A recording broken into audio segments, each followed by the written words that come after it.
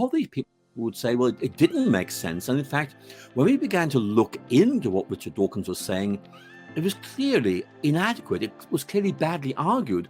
And so we thought, well, look, this guy is really critiquing Christianity. Can we trust this guy? Maybe we need to check this out for ourselves. Welcome to Front Stage Backstage. This week we have a hand-picked highlight that we believe you will find valuable. If you do, we invite you to listen to the full conversation. You can find the link to the complete episode in the description. As always, please like, comment, subscribe, and share so we can continue to bring you meaningful ministry content, helping you and pastors and ministry leaders just like you flourish in both life and leadership. Are you ready?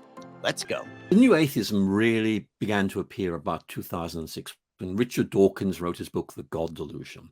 And it captured media headlines. Christopher Hitchens joined them, 2007, God is not great. And for a lot of people, this was the future. We're entering a dramatic new phase in Western culture. It's all going to be atheist. Every thinking person needs to be an atheist. And it's all very dramatic. And people like me got involved in this discussion. But it has moved on. And in many ways, what Dennis Alexander and I found was that people were coming to our offices, in effect saying, we want to know more about science and religion type things because we've read Richard Dawkins, but it doesn't really make sense. And what we were noticing is more than that, a lot of these people would say, well, it didn't make sense. And in fact, when we began to look into what Richard Dawkins was saying, it was clearly inadequate. It was clearly badly argued. And so we thought, well, look, this guy is really critiquing Christianity. Can we trust this guy?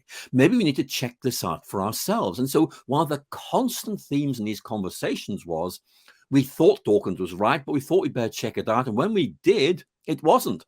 And so we have a stream of very intelligent people, often people who are in their 20s, who in effect said, look, Dawkins was the stimulus that brought us to faith because he made us think about Christianity, which otherwise we wouldn't have done. So this is really interesting. And so Dennis and Alexander and I thought, well, look, we ought to do something about this. So we persuaded 12 very interesting people, men and women from 5 different nations, to tell their stories in their own way, in their own words, to say, look, what happened? And so we have 12 narratives. Sometimes it's about their faith being stimulated by Dawkins. Quite often it's about coming to faith because of Dawkins. And that's a twist to the new atheism story, which nobody expected.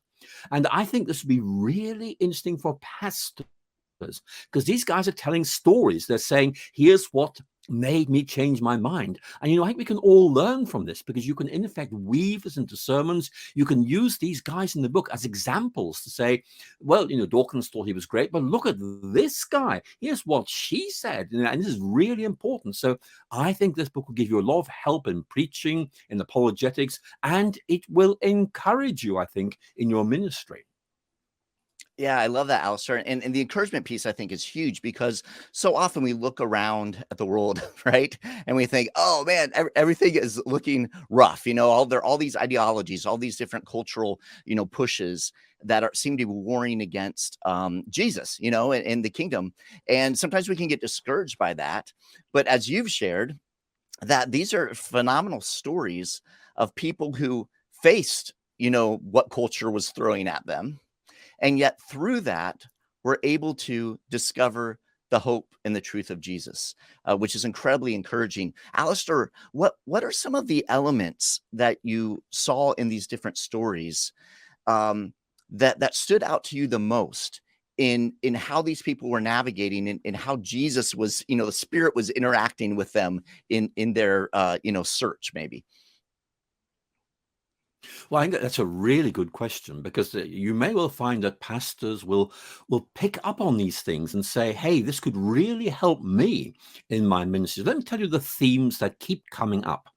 One of them is that as people read Dawkins and to a lesser extent Hitchens, they felt these guys are overreaching. They're drawing conclusions which go way beyond the evidence. And that made them suspicious. Look, these guys are kind of way over-interpreting things. It's not that simple. And that's one of the reasons why they felt they're going to check this out. So that's the first thing to say, that Dawkins overreaches. He goes way beyond what the evidence is about. Secondly, one of the things that many of these people bring up in their personal testimonies is we were quite astonished by the arrogance of the new atheism. In other words, we are the right guys. Religious people are just idiots. They aren't worth taking seriously. This idea of condescension, and people thought this can't be right. These guys are in effect dismissing faith. They're not taking it seriously. They're not engaging it properly.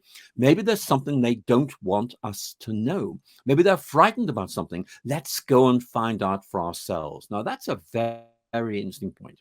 A third point that comes up again and again is, hey, these guys are critiquing Christianity. Okay, well, fair enough. But what they are doing is using criteria to judge the gospel that they don't apply to their own views. In other words, they're in effect saying, well, I can critique you, but you can't critique me. And again, people thought this is just not fair. It's not balanced. And so you'll find a lot of material in here about people saying, in effect, look, I thought there's something, in England we would say fishy here. There's something not right. And people began to say, look, they're trying to hide something. We're going to find these things out for ourselves. We're going to check this out for ourselves. So there are three themes there I think you could easily weave into your preaching, your teaching. And you may well find that as you talk about this with church members, that actually a lot of them say, hey, I know exactly what you mean. And it may well be you're able to, in effect, help members of your congregations minister to people who they know who've been impacted by the new atheism. And that's a really important point. This book may help you to help key people in your congregation reach out beyond the church to people who they know have been affected by Dawkins or Hitchens. So there's a lot here that might be really useful. Yeah. No, I agree. And as I read through, those are a lot of the thoughts that were going through my head was the practicality of this. And this is not something, honestly, Alister, until I received this book, that I honestly really even thought of or considered or saw those connections. So again, thank you for drawing this together for us, because it does help us, I think, missionally in ministry, think through how people are receiving information, how people are processing information, thinking about these bigger questions, and then what are the opportunities for us as Christ followers. It's interesting, Alister, it seems like oftentimes when differing ideologies arise or cultural beliefs arise, such as new atheism, that oftentimes our first response from the church is simply to just defend, right? Just to defend.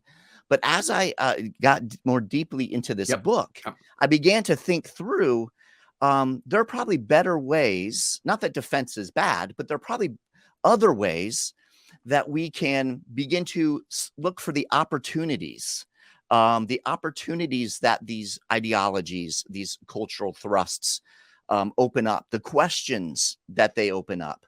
Can you talk to us a bit, Alister, about how we in ministry as Christ followers in our relationships maybe can look at some of these different ideologies, some of these different things, and look at them in a way that might be more effective when it comes to ministry and engagement with those around us?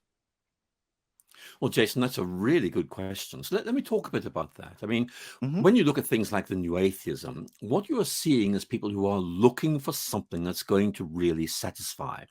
And they want to be able to say, this is something I can buy into. And very often they do so because they've had a bad experience, perhaps a bad experience with a pastor or a church or something. Very often it's a reactive thing, that they're running away from something and looking for something that they think is better. I think there are a number of things we can tease out. Here's the first of them. Actually, there are very few people who actually became excited about the new atheism who are still excited about the new atheism. In other words, there's a very high attrition rate. People are to use religious language, they're lapsing. They're walking away from the new atheism because it didn't deliver what it promised. Now, that's a really important point, because as a pastor, you could easily craft a wonderful sermon about the disappointment, the disillusionment of the new atheism, because both those themes are there in this book. People again and again saying we were disillusioned. It did not deliver what it promised. It's all based on false premises. So that's a major theme. So one thing to bring out in this very clearly is there's this deep sense that this movement did not deliver what promised. Next thing to point out is this. The new atheism really rested on sloganeering. In other words, very aggressive rhetoric. God is a delusion. Religious people are mad or bad or sad, or possibly all three. And I think that one of the things we need to do is to find ways of forming friendships with people which are going to, in effect, give us a personal link to have those significant conversations in which you say, look, I know you don't believe in God, but can I tell you why that's so important? And one of the things about this book is it shows how important telling personal stories is. And what I want to say, first of all, to pastors listening, but secondly, to anybody who's listening, is that telling your own story of what brought you to faith and what keeps you in faith can be extremely important. One of the great things about this book is there are 12 stories of, in effect, disillusionment with Richard Dawkins. And it doesn't stop there, because they say, well, look, there has to be something better than this. Let's find it. And they find it in Christ. They find it in the Christian faith. And I think that's a really important point, because it's not just saying, look, new atheism is wrong. What we need to show is that we can offer something better. In other words, we are not just negative critics saying you're wrong. We're saying, look, I'm really disappointed because you clearly haven't found something very exciting that I think I have found. Let me tell you about Christianity and why it is so good. So in effect, what these people found is that Dawkins stimulated them to explore Christianity, and they liked what they found. So I think that's a very encouraging thing. Because people are saying new atheism, old. And they're saying, but there's something better, which we've found. And that ought to encourage all of us, the Christianity, the Christian faith, that the gospel is still able to speak powerfully and meaningfully into people's lives.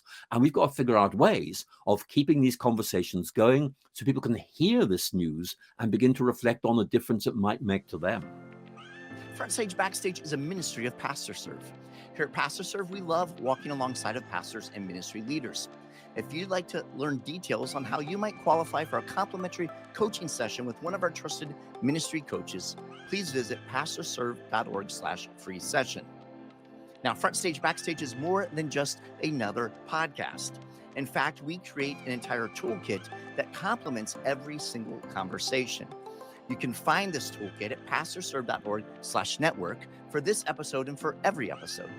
In the toolkit, you'll find a number of resources, including our Ministry Leaders Growth Guide. In the Growth Guide, you'll find both questions and insights that are pulled from the conversation that you and the leaders at your local church or ministry can process together to consider how this content relates to your particular ministry context. Again, you can find the toolkit at pastorserve.org/network. Now, we hope that you are finding this content valuable. And if so, we'd love for you to share, comment, like, follow, subscribe. That engagement is incredibly important. And also, please take a moment to give us a review on your favorite podcast platform. Your engagement and your reviews help other pastors and ministry leaders help find this valuable content. I'm Jason Day, and I'm encouraging you to love well, live well, and lead well. Thank you, and God bless.